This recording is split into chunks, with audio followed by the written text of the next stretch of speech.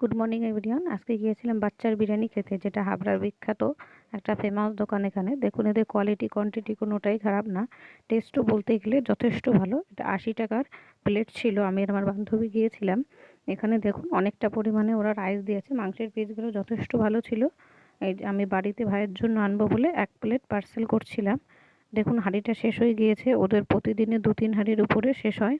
বাড়িতে পার্সেল আনলে কন্টেনারের কোনো এরা এক্সট্রা চার্জ নেয় না। এটা খুব ভালো লাগলো বিষয়টা। আর অনেকটা পরিমাণে দিয়েছে। এই যে দেখুন বাড়িতে এনেছি, ভাই খাচ্ছে। এই যে দেখুন অনেকটা পরিমাণ দিয়েছে। আর ভাইয়ের এটা 2 পোস্ট চিকেন এসেছিল।